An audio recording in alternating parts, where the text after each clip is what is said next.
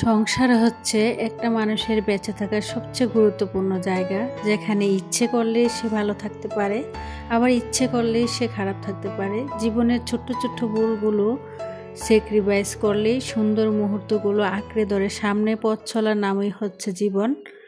আর যেখানে কিনা দুঃখ কষ্ট আসবে, অভাব অনটন আসবে, আবার হাসি মুখে সব কিছু একটা ভরসার হাত ধরে সামনে এগিয়ে চলার নামই হচ্ছে সংসার। হ্যালো এভরিওয়ান, আসসালামু আলাইকুম। কেমন আছেন সবাই? আই হোপ সবাই অনেক বেশি ভালো আছেন।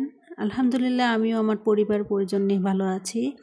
এই তো প্রতিদিনের মতো আবার একটা নতুন লাইফস্টাইল ব্লগ নিয়ে এসেছি আপনাদের মাঝে। আশা করি আজকের ব্লগটা আপনাদের অনেক বেশি ভালো লাগবে। সকালবেলা ঘুম থেকে উঠে চলে এসেছি কিচেনে। তো হয়তো দেখতেই পেয়েছেন, কিচেনে আগের দিন রাতের বেলা রুটি বানিয়ে রেখেছিলাম। তো এখন রুটিগুলো ছেঁকে নিয়েছি। তো এখন এক এক করে আর কি নাস্তা রেডি করে নিচ্ছি। তো ভিডিওর এই পর্যায়ে এসে যে সকল মিষ্টি আপুরা আমার সাথেই আছো, প্লিজ ভিডিওটিতে একটি লাইক দিয়ে অবশ্যই কন্টিনিউ করো। আর যারা অলরেডি এই কাজটি করে দিয়েছো তাদেরকে জানাই অসংখ্য ধন্যবাদ। আর আজকে যারা আমার চ্যানেলে নতুন জয়েন হয়েছে, ভিডিওর কোনো অংশ যদি আপনাদের এতটুকু ভালো লেগে থাকে তাহলে প্লিজ চ্যানেলটি সাবস্ক্রাইব করে পাশেই থেকে যাবেন। পাশে থাকা বেল বাটনের অল অপশনটি প্রেস করে দেবেন, যাতে করে আমি কোনো নতুন ভিডিও ছাড়ার সাথে সাথে আপনাদের কাছে নোটিফিকেশন চলে যায়, আপনারা আপনাদের সময় ও সুযোগ করে দেখে নিতে পারবেন। তো এখানে আর কি সকালে নাস্তা রেডি করে নিচ্ছিলাম। এখানে ছিল আগের দিনের আর কি মানে টমেটো দিয়ে আলু কুচি করে রান্না করেছিলাম, আলু তরকারি। তারপরে নিয়েছি ড্রাই ফ্রুট আর কলা, এগুলা দিয়ে আর কি আজকে আমার সকালের নাস্তা হয়ে যাবে। আর অলরেডি কিন্তু অফ ক্যামেরাতে আমার ছেলেরা নাস্তা খেয়ে যে যার মতো করে চলে গিয়েছে। এখন আমি আর আমার মেয়ে বসে আর কি সকালের নাস্তাটা খেয়ে নেব। তো সকালে নাস্তা খাওয়া দাওয়া শেষ করে দেখলাম যে যেহেতু 2-3 দিন আগে বাজার করেছি, তো অনেক কিছু বাসার কিন্তু রিফিল করা বাকি রয়েছে বা গুছানো বাকি রয়েছে। তাই আর কি ভাবলাম আজকে এগুলো গুছিয়ে নেই। আসলে সংসার এমন একটা জিনিস, তার প্রয়োজন চাহিদা কখনোই কিন্তু কমতে থাকে না। আর প্রতিটা সংসার ছোট হোক বা বড় হোক, প্রতিটা সংসারেই কিন্তু প্রতিনিয়ত অনেক বেশি কাজ থাকে। হয়তো আমরা মানে দূর থেকে আসলে এগুলো অনুভব করতে পারি না। আমরা যারা লাইফস্টাইল ব্লগ করি তারাই আসলে মানে জানি আসলে একটা ভিডিও করতে বা একটা সংসারে যে কত রকমের কাজ থাকে। আর সেই ছোট ছোট কাজগুলো, ছোট ছোট মুহূর্তগুলোই সবসময় চেষ্টা করি আপনাদের মাঝে তুলে ধরার জন্য। তো যাই হোক, আজকে ভিডিও টাইটেল এবং থাম্বনেল দেখো হয়তো বুঝতে পেরেছেন। অল্প সময়ে গুছিয়ে কাজ করার অসাধারণ কিছু টিপস দেব, যা সংসারের সময় ও টাকা বাঁচাবে। দেখা গিয়েছে সময় বাঁচাবে এবং কি দেখা গিয়েছে অনেক ক্ষেত্রে দেখা গিয়েছে সংসারে আয় উন্নতির ক্ষেত্রেও কিন্তু কাজে লাগবে। আসলে দেখা গেছে অনেক সময় আমি কিন্তু দেরি করে ঘুম থেকে উঠি। তো দেরি করে ঘুম থেকে ওঠার পরও আমি আমার সব বাসাটাকে যেভাবে সুন্দর করে গুছিয়ে পরিপাটি করে রাখি অল্প সময়ে, সেগুলোই আজকে আপনাদের মাঝে শেয়ার করব। আসলে দেরি করে ঘুম থেকে উঠি বা তাড়াতাড়ি উঠি সেটা কোনো ম্যাটার করে না। আমি মনে করি একজন মানুষ যখনই ঘুম থেকে উঠুক না কেন, ঘুম থেকে ওঠার সাথে সাথে যদি বিছানাটা গুছিয়ে নেওয়া যায়, এতে করে দেখা গিয়েছে ঘরের সৌন্দর্যটা কিন্তু অনেক বেশি বেড়ে যায় এবং কি দেখা গিয়েছে ঘরটাও কিন্তু একদম গুছানো লাগে। একটা ঘরের মেন জিনিস হচ্ছে বিছানা গুছানো থাকলে আর ঘরের কাপড় এলোমেলো কাপড় যদি গুছানো থাকে, তাহলেই দেখবেন একটা বাসা কিন্তু সবসময় গুছানো ও পরিপাটি। তো আগের দিন দেখা গিয়েছে আমরা গোসলের পরে যে কাপড় চোপড়গুলো থাকে আমি বিকেলবেলা নিয়ে আসি। তো বিকেলবেলা নিয়ে আসার পরে কিন্তু রাতের বেলা সেগুলো বসেই কিন্তু আমি আসলে গুছিয়ে নেই।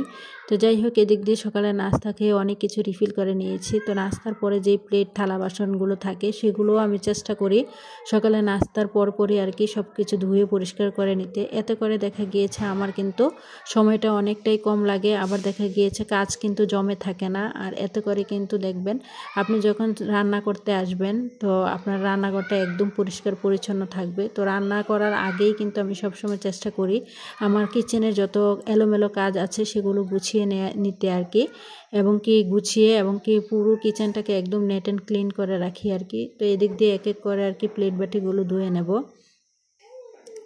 আসলে এখন যেহেতু মানে দিন মানে ছোট দিন, আর ছোটোর দিনের বেলাতে আমি সবসময় চেষ্টা করি সকাল সকাল যত ময়লা কাপড় চোপড় আছে সেগুলো আর কি ধুয়ে দেওয়ার জন্য। আর সকাল সকাল কিন্তু শীতের দিনে কাপড় ধুয়ে দিলে দেখবেন মানে খুব তাড়াতাড়ি শুকিয়ে যায়। বিকেল না হতেই কিন্তু সেই কাপড়গুলো শুকিয়ে যায়, এবং কি আপনি বিকেলবেলা নিয়ে এসেও কিন্তু মানে দেখা গিয়েছে বিকেলবেলা সবাই কিন্তু একটু মানে সময় পাই হাতে, তখন কিন্তু কাপড়গুলো গুছিয়ে নিতে পারি। আবার দেখা গেছে আমি কিন্তু চেষ্টা করি প্রতিদিনের কাজ যত ময়লা কাপড় চোপড় আছে বা যত মানে প্রতিদিনই আর কি সেই কাপড়গুলো ধুয়ে দিতে, এতে করে দেখা গিয়েছে কাপড় চোপড় কিন্তু জমে না।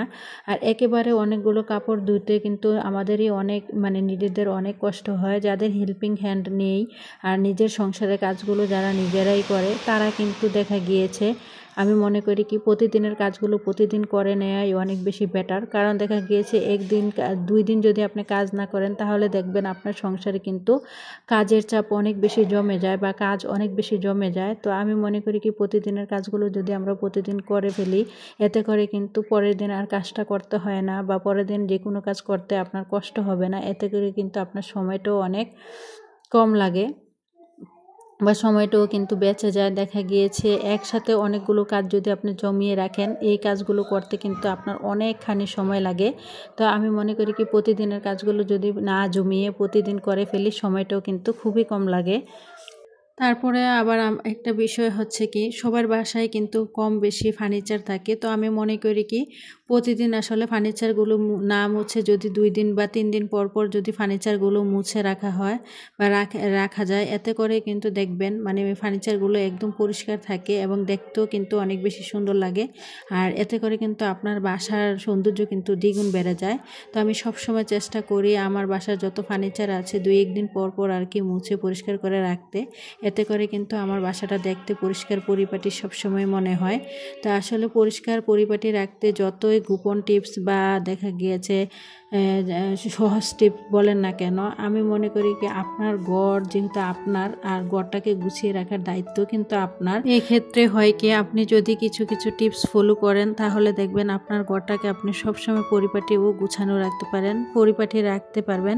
তাছাড়া আপনার ঘর পরিপাটি ও গুছানো রাখতে আপনার প্রতিদিনের কাজগুলো প্রতিদিনই করতে হবে। দেখা যাচ্ছে আপনি যদি 2-1 দিন বসে থাকেন তাহলে কিন্তু কাজের পাহাড় আপনার মাথার উপরে এসে পড়বে। তো আসলে বোকামি না করে নিজের কাজগুলো প্রতিদিনের কাজগুলো আমরা যদি বুদ্ধি করে প্রতিদিনে অল্প কিছু টিপস মেনে চলি তাহলে দেখা গিয়েছে কাজগুলো সহজ হয়ে যায় এবং কাজগুলো করতেও কিন্তু কষ্ট হয় না, এদিক দিয়ে সময়ও কিন্তু বেঁচে যায়। তো যাই হোক, আপনাদের সাথে কথা বলতে বলতে এদিক দিয়ে কিন্তু পুরো বাসা সব কিছু পরিষ্কার করে নিয়েছি। তো এখন আর কি ঘরটাও মুছে নেব। আর আমি প্রতিদিন চেষ্টা করি কি 2-1 দিন পর পর আর কি আমার বাসার যা মানে রুমগুলো আছে সেগুলো আর কি মুছে নিতে। অনেকে আছে সপ্তাহে মুছেন বা অনেকে আছে প্রতিদিন মুছেন, কিন্তু আমি 2 দিন পরে পরে আর কি মুছি। যেহেতু আমার বাসাটা আসলে মানে আমার বাচ্চারা যেহেতু সবাই বাহিরেই থাকে, শুধু মেয়েটাই বাসায় থাকে, দেখা গিয়েছে বাসাটা কিন্তু আসলে এত বেশি নোংরা হয় না, যার কারণে আমি 2 দিন পরে পরে আর কি বাসা মুছে নেই। আর বাসায় মুছে রাখলে কিন্তু দেখা গিয়েছে টাইলসগুলো কিন্তু সবসময় পরিষ্কার চকচকে ও তকতকে থাকে। তারপরে আবার দেখা গিয়েছে যে আমার এত ছোট দিনের বেলাতেও কিন্তু সবসময় আমি চেষ্টা করি সকালবেলা যত ঘরের ময়লা কাপড় চোপড় আছে সেগুলো সকাল আর কি রোদে ধুয়ে শুকাতে দিতে। এতে করে কিন্তু দেখা গিয়েছে যদি আপনি সকাল কাপড়গুলো ধুয়ে দেন, এতে করে কিন্তু কাপড়গুলো কিন্তু খুব তাড়াতাড়ি শুকিয়ে যায়। আর সেই শুকানো কাপড়গুলো যখন আপনি বিকেলবেলা অবসর থাকবেন তখন কিন্তু আসলে সেই কাপড়গুলো আসলে অবসর সময় বসে বসে গুছিয়ে নিতে পারবেন। এই যে দেখতে পাচ্ছেন এখানে কিন্তু অনেকগুলো কাপড় ছিল, এগুলা কিন্তু আমি সকালবেলা অফ ক্যামেরাতে ধুয়ে দিয়েছিলাম। 2টা রুমের বিছানার চাদরে যেহেতু গুছিয়ে মানে পাল্টে দিয়েছিলাম আর কি আগের দিন, তো আজকে ধুয়ে রোদে শুকিয়ে নিয়েছি। তো এখন আর কি এক এক করে গুছিয়ে নিচ্ছি।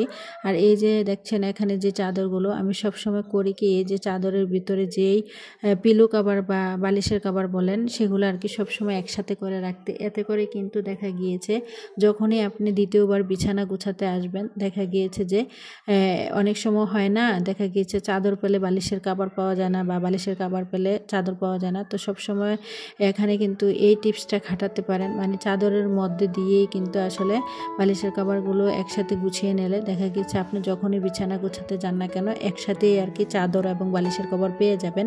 তো তারপরে আবার আমি করি কি এই যে বাসার যত ময়লা কাপড় আছে এই যে লন্ড্রি বাস্কেটটা দেখলেন তার মধ্যে আর কি আগের দিন এগুলো মানে জমিয়ে রাখি, পরের দিন দেখা গিয়েছে সকাল আর কি ধুয়ে ফেলি। তারপরে আবার রান্না মানে কাপড় চোপড়গুলো রোদে শুকিয়ে দিয়ে শুকাতে দিয়ে এসেই কিন্তু আমি অফ ক্যামেরাতে আর কি সবসময় চেষ্টা করি বাসার দুপুরে রান্না করার জন্য যত কাটাকাটি আছে সেগুলো আর কি কেটে নিতে, তারপর মাছ ভিজিয়ে নিতে। এখন কিন্তু যেহেতু শীতের দিন দেখা গিয়েছে ফ্রিজ থেকে কোনো কিছু নামালে কিন্তু খুব সহজেই কিন্তু আসলে গলতে চায় না। তার জন্য আর কি সকালে আমি যখনই মানে বাসার কাজকর্ম করতে যাই ঠিক তখনই কিন্তু মানে মাছগুলো আগেই ফ্রিজ থেকে নামিয়ে রেখে যাই যেন এতে করে খুব তাড়াতাড়ি আর কি মানে মাছগুলো বরফ ছাড়িয়ে নেয় আর কি। তো যাই হোক, এই যে সময় বাঁচাতে আর টাকা বাঁচাতে আমি কি করি দেখেন। এই যে দেখতে পাচ্ছেন এখানে এই যে প্রেসার কুকার নিয়েছি। আর প্রেসার কুকারে যে কোনো কিছু রান্না করেন না কেন খুব তাড়াতাড়ি কিন্তু হয়ে যায়। আর দেখা গিয়েছে এতে করে কিন্তু গ্যাসটাও আমাদের অনেক বেশি কম খরচ হয়। তো গ্যাস খরচ কম হওয়া মানেই তো টাকা বাঁচানো, তাই না? তো আমি সবসময় চেষ্টা করি প্রতিদিন একটা না একটা রান্না আমি প্রেসার কুকারে রান্না করার জন্য। দেখা গিয়েছে ডাল রান্না করলাম তাহলেও কিন্তু আমি প্রেসার কুকারে ডাল রান্না করে ফেলি, সবজি রান্না করলেও প্রেসার কুকারে রান্না করি, মাংস রান্না করলেও কিন্তু আমি প্রেসার কুকারে রান্না করি। এতে করে কিন্তু আমার সময়টাও বেঁচে যায়, দেখা গিয়েছে টাকাটাও কিন্তু দেখা গিয়েছে গ্যাস খরচটাও অনেকটা কমে যায়। আর একটা গ্যাস কিন্তু আমি অনায়াসে 2 থেকে 3 মাস কিন্তু চালিয়ে নিতে পারি। তো এদিক দিয়ে কিন্তু আমার খরচটা অনেকটাই কমে যায়। আমরা গৃহিণীরা যদি একটু বুদ্ধি করে চলি দেখবেন সময়ও কিন্তু বাঁচবে অনেকটা। তারপরে দেখা গিয়েছে সংসার খরচ থেকে টাকাও কিন্তু বাঁচবে। প্রতিনিয়ত আমরা কিন্তু চাইলে সংসার থেকে এগুলা কিন্তু আসলে কানেক্ট করতে পারি। তো যাই হোক, আপনাদের সাথে কথা বলতে বলতে কিন্তু দুপুরে রান্না করে নিয়েছিলাম। তো দুপুরে আজকে রান্না করেছি গরুর বট রান্না করেছি প্রেসার কুকারে। তারপরে আর এই যে লাউ শাক আর কি রান্না করেছিলাম রুই মাছ দিয়ে। এরই মাঝে কিন্তু দুপুরে গোসল নামাজ খাওয়া দাওয়া সব কিছু হয়ে গিয়েছে। তো এটা ছিল একদম বিকেলবেলা। তো বিকেলের নাস্তার জন্য এখানে আর কি বেশ 2-3 দিন আগে যেহেতু বাসার সব বাজার করা হয়েছিল, তো এখানে আর কি এখনও কিন্তু বিস্কিটগুলো গুছানো হয়নি। তো আজকে বিস্কিটগুলো গুছিয়ে নিয়েছি। তো আজকে বিকেলের নাস্তায় চা আর বিস্কিট হবে আর কি। তো রং চা করে নিচ্ছি একদিক দিয়ে, আর এদিকে আর কি কয়েকটা বিস্কিট নিয়ে নিচ্ছি। আমার কিন্তু শীতের দিন এরকম বিস্কিট দিয়ে চা দিয়ে খেতে অনেক বেশি ভালো লাগে। তো যার কারণে আর কি আমি সবসময় চেষ্টা করি আমার বাসায় মানে শীত আসার পরে সবসময় আর কি টোস্ট জাতীয় যে বিস্কিটগুলো সেগুলো আর কি রেখে দেওয়ার জন্য। আর এগুলো দিয়েই কিন্তু বিকেলের নাস্তাটা আমার হয়ে যায়। এতে করে দেখা গিয়েছে আপনি মানে এক্সট্রা কোনো খরচ করতে হয় না, বা দেখা গিয়েছে গ্যাসের চুলাও ব্যবহার করতে হয় না। আর আপনি যদি এখন গ্যাসের চুলায় কোনো কিছু করতে যেতেন এতে করে কিন্তু আপনার গ্যাসটাও কিন্তু অনেকটা খরচ হতো, বা আপনার দেখা গিয়েছে খরচটাও অনেকটা বেশি পড়তো। তো এই যে আজকে বিকেলের নাস্তা কলা আর বিস্কিট চা এগুলো দিয়ে আর কি আজকে আমি বিকেলের নাস্তাটা সেরে নেব। আমার বড় ছেলেকেও কিন্তু আমি বিকেলের নাস্তায় এই চা বিস্কিট দিয়ে দিয়েছি। তো ও কিন্তু অলরেডি খাচ্ছে। তো এখন আর কি আমি খেয়ে নিচ্ছি। তো যাই হোক, আমার পরবর্তী ভিডিও দেখার আমন্ত্রণ জানিয়ে আজকের মতো ভিডিওটা এখানে শেষ করছি। সবাই ভালো থাকবেন। খোদা হাফেজ। আসসালামু আলাইকুম।